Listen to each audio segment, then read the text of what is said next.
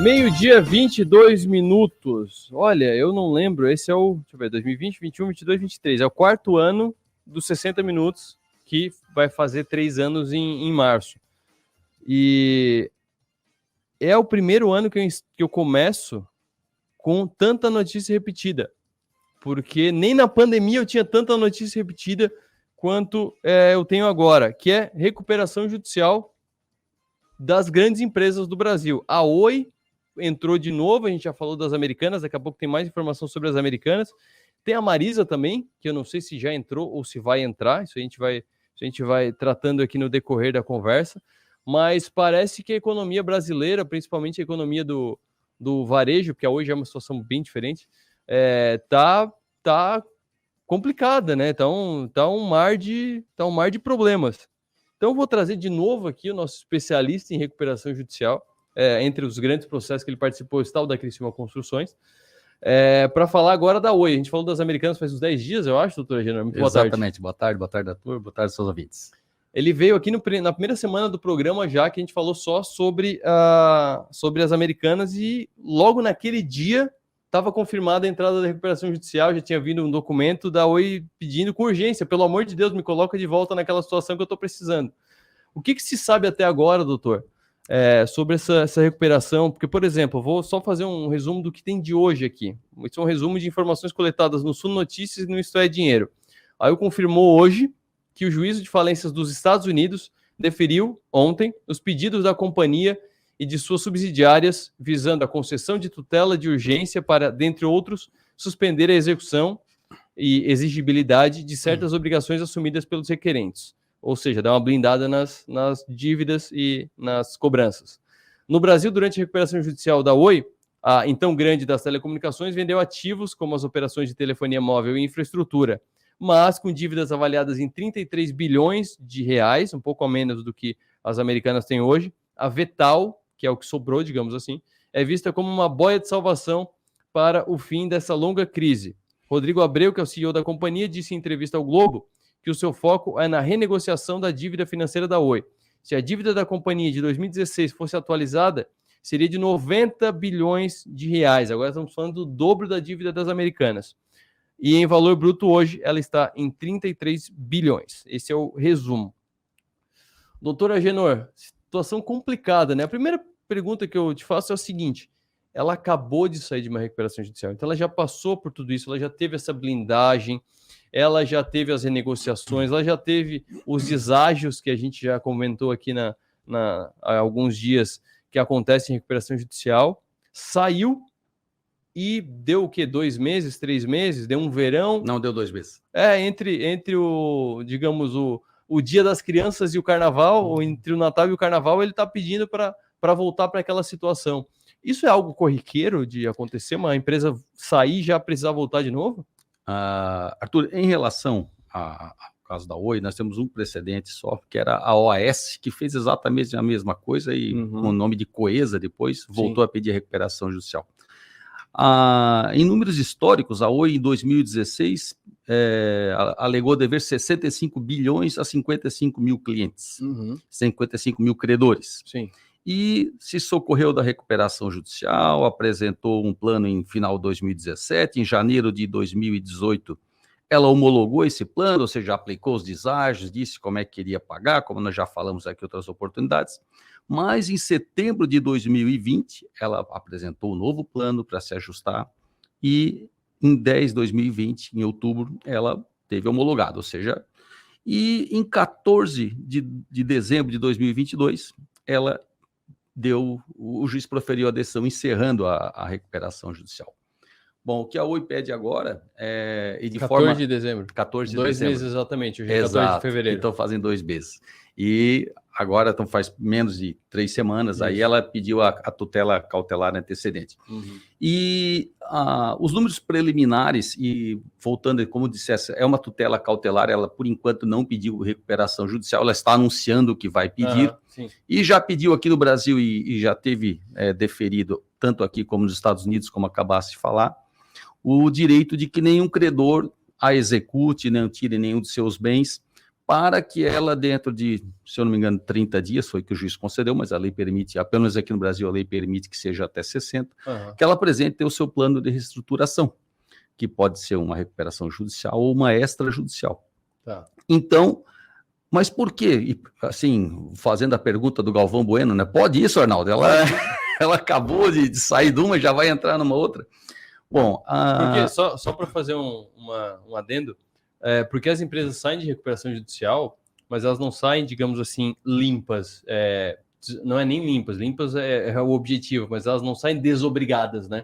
Elas saem com um plano a ser cumprido depois, elas saem com checkpoints, com métricas a serem cumpridas, né? Elas saem com uma condicional, praticamente. Perfeito. Quando, digamos que ela deve 10 mil reais a um credor, esse credor se conformou com 50% de desconto a R$1.000 por ano. Sim. Em regra, a recuperação judicial dura 2 anos, ele recebeu o primeiro ano R$1.000, o segundo ano R$1.000, e ele encerrou a recuperação judicial. E os outros 3 mil? São obrigações da empresa. Como dissesse, os checkpoints dela são títulos executivos, tem dia e valor para vencerem. Sim. E a Oi está nessa condição, ela tem valores a vencer. Fala-se agora já ouvi de 21, já ouvi de 22, 35 bi, mas diz que agora seriam somente os credores financeiros. Vamos primeiro dizer por que pode. Nós vamos aprender bastante com essas recuperações da Oi e a própria Coesa da OAS. Por quê? Assim como falasse também da Criciúma Construções, dessa decisão do dia 14, houveram recursos. É uma decisão que não está transitada em julgados, ela não se tornou definitiva. Há recursos de credores.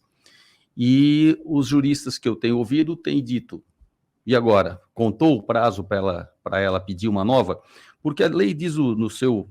Não vamos falar muito juridiquês aqui, mas a lei diz lá no seu artigo 48, quem pode requerer uma recuperação judicial? E ela diz, entre eles aqueles que não tiveram há menos de 5 anos obtido a concessão da recuperação judicial. Concessão é aquele momento que o juiz diz, olha, os credores aprovaram o teu plano, então agora eu vou te conceder a recuperação judicial.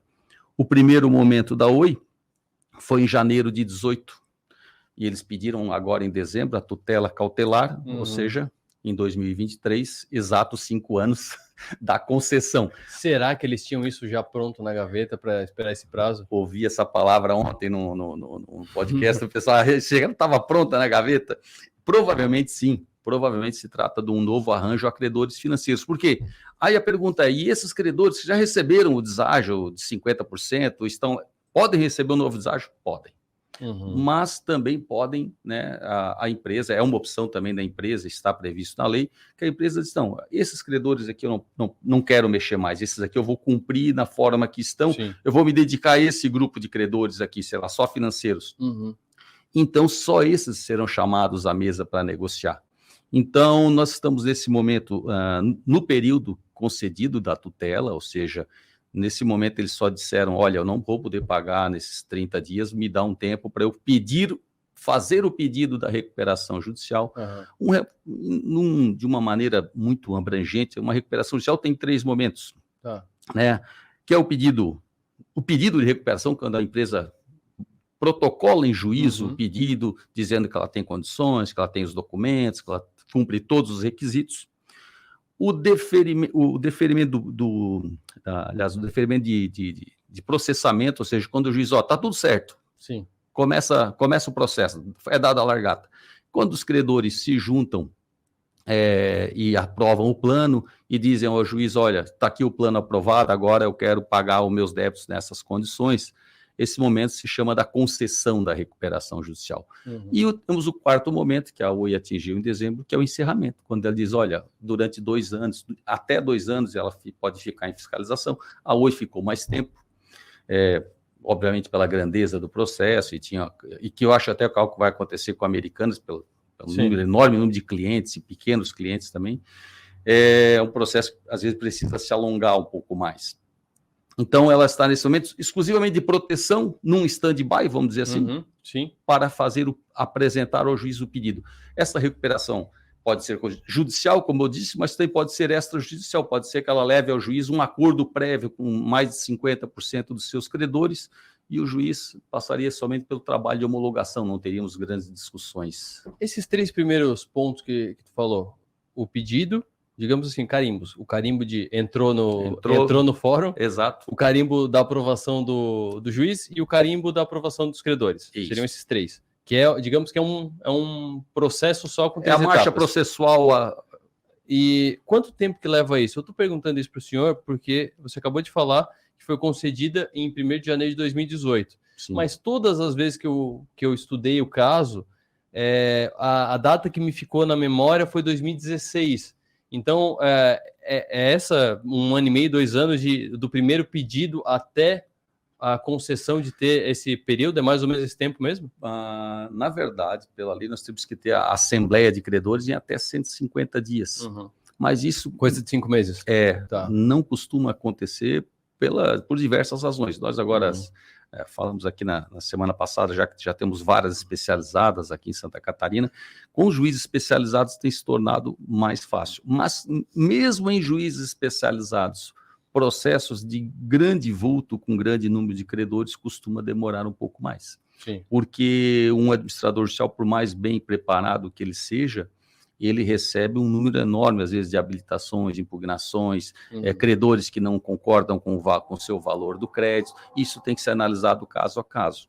E é comum também que os magistrados ouçam o administrador e prorroguem a assembleia, para evitar que um credor, o Arthur, sei lá, tem R$100 mil para receber, que ele não possa votar na Assembleia com 50 e ser prejudicado. Sim. Ou que ele esteja também com o crédito dele com 200, também vote também numa qualidade, às vezes, de piorar a Assembleia. Então, é uma adequação mais correta, que demore um pouco. Mas, em regra, se consegue seguir esses prazos, inclusive os 2 anos. Sim. Outra questão, e aí eu estou entrando um pouco menos na parte técnica e um pouco mais na dinâmica de mercado que isso causa. A gente está falando da recuperação judicial da Americanas, que é gigantesca, da Oi, que é gigantesca, e esse tipo de processo pode acontecer com várias empresas. Quais são os critérios para a concessão de uma recuperação judicial? Qualquer um pode pedir, mas para ter deferido, para ter esse direito, porque a gente está, de novo, falando de deságio, então o credor vai receber sensivelmente menos do que a dívida. Então, isso pode, se for concedido apenas tecnicamente, cumpriu todos os documentos, ok? Pode criar uma prática pouco ética, digamos assim, do empresário. A indústria da recuperação judicial. A indústria da recuperação judicial que tira o crédito da própria indústria, porque eu vou lá, me endivido a rodo, não estou falando que nenhuma das empresas citadas aqui, desde a Criciúma até a Americanas, não estou dizendo que nenhuma delas fez, mas se for concedido apenas por critérios técnicos e burocráticos, pode um empresário pouco ético se endivida até as tampas, e aí quando não dá mais volta, vai lá e protocola, dá uma segurada, paga um bom advogado, entra com o processo e os credores ficam de mãos abanando. Perfeito. Não, a lei prevê esses excessos aí. Como eu falei, esses anos de estrada que eu tenho me permitiram já um caso aqui no Sul, eu instruí todo o inquérito policial pela instrução da utilização, não de uma recuperação, mas seria o mesmo princípio, de uma autofalência, sendo um golpe, certo? Ou seja, eu provei, a pessoa apresentou o pedido, a empresa apresentou o pedido de autofalência, e nós verificamos que meses antes ele não tinha nenhum título protestado, ele não tinha... aliás, ele teve que provar que ele tinha saúde financeira para poder tomar mais crédito em banco, para tomar mais alienações, para tomar mais dinheiro emprestado, e repentinamente, entre aspas, quebrou. Então, a lei prevê esses excessos em relação ao empresário que toma isso como um objetivo. Sim. Em relação ao critério de deságios e tudo, bom, que empresa pode pedir recuperação? Aquela que tem mais de 2 anos de atividade, agora também na reforma da 14.112, a lei também prevê os agricultores, aliás, os produtores rurais, sim, que nós tínhamos um problema com isso, que tenham sua contabilidade, que devem apresentar contabilidade, devem apresentar seus relatórios gerenciais, etc. Então, nesse primeiro momento, o juiz dá o primeiro carimbo, beleza, pode entrar. Sim. Pode entrar aqui no judiciário. Bom, aí esse é o prazo de 60 dias para ele apresentar o plano. E aí, quando tu dissesses, não, mas eles vão levar um deságio. Não necessariamente. Eu já participei de assembleias em que havia um único credor de uma classe e a empresa, na hora da assembleia, só, esse credor eu não vou negociar, eu vou pagar ele nas condições originais. Sim. E a assembleia rodou normal e aquele credor ficou recebendo, certo? Então não é necessário que todos entrem. Não é necessário nem que todos entrem e nem que tenha um deságio, nem que o deságio seja, digamos, a moeda de troca principal de 10, 20, 30, tem casos de 80%. Sim. E também é possível que tenha menos deságio e mais prazo. Eu já participei de assembleias onde o credor, eu posso falar o nome, era a Celesc, que isso acontece muito com entes públicos, onde eles dizem, olha, por ser uma empresa pública, eu não posso renunciar nem um centavo. Então, assim, eu posso te quintuplicar o prazo, com correção e tal, mas eu não posso renunciar ao valor. Então, tem assembleias que dão tratamentos diferenciados aos credores. Ó, esse credor eu não vou dar nenhum deságio, ele vai receber integralmente, mas ele vai receber em 10 anos. Sim. Então, essas fórmulas todas são postas na panela do plano de recuperação judicial, que vai para a fervura no dia da assembleia, e se ela for palatável, os credores a consomem, e se ela não for palatável, os credores a recusam, e o resultado disso é a falência. Sim. E além dessa negociação, que é a que a gente mais conhece, principalmente aqui, porque foi o norte da recuperação judicial da Criciúma Construções, e eu estou citando a Criciúma Construções só porque é um caso que a gente viu, a gente acompanhou aqui, então por isso que eu sempre gosto de fazer esses ganchos com um caso que a gente conhece. Existem outras ferramentas que acontecem ou nesse período pré-concessão da recuperação judicial, talvez até para evitar a recuperação judicial, ou durante a recuperação judicial, como, por exemplo, vender ações da empresa para alguém que entre com dinheiro numa situação que seja só um buraco financeiro, que entra alguém e a operação é boa, ou emissão de debêntures, ou existem a possibilidade de usar essas ferramentas de mercado que as empresas de bolsa usam para evitar uma recuperação judicial? Sim. Na verdade, Arthur, é comum que a empresa, antes de entrar em recuperação, passe por uma due diligence, né? E veja e um consultor diga quais são as ferramentas disponíveis. Sim. Todas essas que listasses, participação de capital, aumento de capital, venda de uma unidade produtiva, a emissão de debêntures, são previstas como meio de recuperação judicial, certo? Inclusive, são recomendadas porque um empresário que vai, por exemplo, comprar uma empresa que está em recuperação judicial tem uma preocupação muito grande. E se ela falir, eu levo os ativos, eu vou levar a dívida trabalhista, vou levar a dívida fiscal, e a lei oferece essa proteção. Inclusive, é muito comum que tenham fundos de investimento que desejam adquirir ativos de empresas em recuperação judicial, desde que aprovado em plano. Sim. Porque sabem que não vão se contaminar. E o mesmo princípio se aplica em falência. Eu cito sempre aqui o caso da Cerâmica Elizabeth, que pegou uma empresa aqui que é falida, né, está lá, está produzindo, foi agora, né, vendida, mas desde o momento que eles entraram em 2007, né, eles não tiveram nenhuma contaminação. Sim. O processo continua até hoje por outras razões, mas não há nenhuma contaminação. Então, sim, respondendo objetivos, há esses estudos, essas ferramentas todas listadas por ti são possíveis antes, mas são mais comuns serem aplicadas depois, porque são meios de recuperação. E sobre o ponto inicial das nossas conversas, tanto no ar quanto fora do ar, eu falei, a gente estava vendo a da Americanas, que está na mesma situação da Oi, né? Não foi decretado aí num plano, está nesse mesmo Não carimbou processo. A entrada ainda, não deu o ainda. primeiro carimbo, vai usando a tua analogia. Mas já está preparando para isso. Sim. A Oi também está preparando para isso. Sim. Publicamente, até nos Estados Unidos. Sim. A Marisa, eu abri aqui enquanto a gente conversava, Marisa busca renegociação para evitar a recuperação judicial. Eu estava na dúvida se estava ou não, consegui pesquisar aqui enquanto a gente conversava, essa matéria do dia 9, quinta-feira passada. No episódio de hoje, você escuta como a Marisa está buscando renegociação, porque é do Bloomberg Linha, essa matéria, mas está buscando ainda, pode entrar em recuperação judicial também. O que aconteceu, Agenor? O que aconteceu com a economia, o que aconteceu com o varejo? Porque parece que veio em pacote, parece que veio um arrastão de recuperação judicial. E Deixa eu complementar, claro. Uma leva a outra. mais ou menos, e aí eu vou puxar aqui um pouco até da ética jornalística, que demanda que a gente não fale de suicídio, porque um suicídio incentiva outro. Existe esse status quo no mercado financeiro, no empresariado, de que a pessoa está apertada, aí o fulano pediu recuperação judicial e a pessoa pensa, putz, pode ser minha solução, eu vou pedir também. Existe esse balaio de siri? Existe do ponto de vista econômico-psicológico, ou seja, o sujeito começa assim a se encolher, ele não investe mais, ele não compra mais novas linhas de produto, ou seja, isso aí vai fazendo o efeito dominó, ou seja, né, começa a comprar menos, começa a demitir.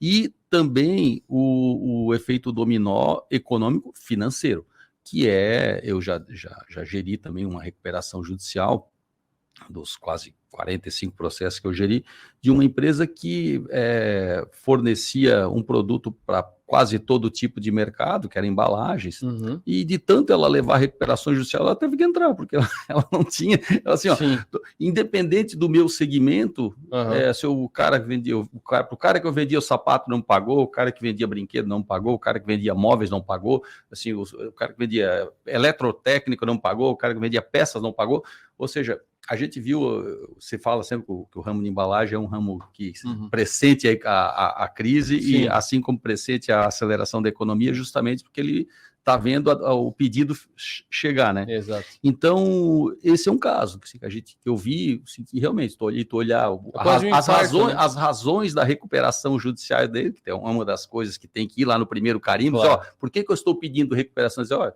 eu entrei em tantas recuperações que eu estou tendo que pedir recuperação. E também, Arthur, eu tenho dito, e essa semana, desde que acabou aí o janeiro, praticamente, toda semana as pessoas, eu procuro me dedicar quase exclusivamente ao Poder Judiciário, então eu não, se a pessoa falar para eu ajuizar uma recuperação judicial, eu indico algum colega, mas tem pessoas que procuram para ver se eu faria o plano, negociaria com credores, não são atividades que eu conheço, mas não pratico na vida privada. Mas essas consultas dizendo quem tu me indica para fazer uma recuperação, tem gente batendo na porta, e os advogados, sendo que os advogados que são especializados, que se o cara está batendo na minha porta que não vendo esse serviço, imagina de quem vende ele especificamente. E os advogados têm me dito que realmente tem havido bastante demanda, bastante consulta no estado todo. Para fechar, no pedido de recuperação judicial, ele pode ser negado e pode ser definida uma falência. Ou então, uma recuperação judicial mal cedida chega à falência. Onde é que é a virada disso? O que não acontece para definir que foi um fracasso a recuperação judicial e a empresa vai à falência? A lei vigente do Brasil ela é bem mais suave nisso. A nossa concordata antiga chegava na mão do juiz nesse primeiro carimbo, o juiz dizia, te dou a concordata ou estás falido. Hoje, se ele não apresentar todos os requisitos, o juiz pode determinar que ele retorne, olha, traz mais esses documentos aqui, tá? E vamos ver se dá certo. Tá. Que chama-se fazer a emenda da inicial. Mas se ele passar essa fase, apresentar o plano e ele não conseguir negociar até o momento da Assembleia, realmente a vida dele fica difícil, viu? Então, assim, do ponto de vista da negociação, e eu, usando exemplos aqui da região, eu já vi advogados de empresas devedoras negociando com credores na fila de votação. E o cara no telefone, a 1 metro da máquina para votar sim ou não no plano, e ele resolver votar sim. Então, assim, é o mundo da negociação, e os meus amigos advogados de empresas de recuperação odeiam isso que eu falo, né? De que a recuperação é a socialização do prejuízo. Ou seja, o quanto que tu deseja sacrificar o que tu tens a receber para que eu continue vivo. Vocês não desejo sacrificar isso tudo, prefiro que eu perder o que eu tenho e tu também vai perder, mas o credor, né, que é estruturado, ele pensa isso, então tá, se ele falir, qual é o patrimônio, como é que isso vai ser vendido, em que lugar da fila que eu estou para receber. Sim. Então, às vezes o credor pensa assim, não, é melhor esperar e acreditar. Os planos que as recuperações que eu tenho trabalhado, quase todas são de sucesso.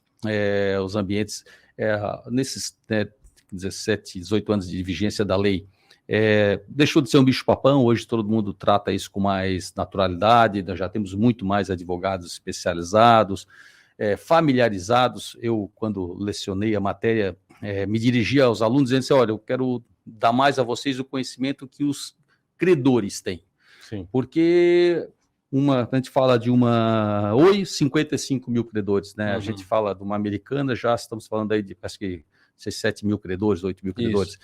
Então, assim, está muito mais em uso o direito a ser defendido para o credor, embora né, o devedor, a empresa devedora também tenha que ter bons advogados. Exatamente. Doutor Agenor, sempre um prazer conversar contigo, te receber aqui. Infelizmente é um assunto bastante recorrente e provavelmente a gente vai voltar a conversar daqui a algumas semanas aqui para ir atualizando essa situação. Muito obrigado. Será sempre um prazer, eu que agradeço. Doutor Agenor Dalfenbach, advogado especialista em recuperação judicial, também consultor de empresas, mas o fato aqui foi recuperação judicial. Americanas e Oi estão no caminho para a recuperação judicial, como a gente falou aqui, oficialmente não estão ainda em recuperação judicial, há todo um processo a ser cumprido, mas estão no caminho, já estão no processo.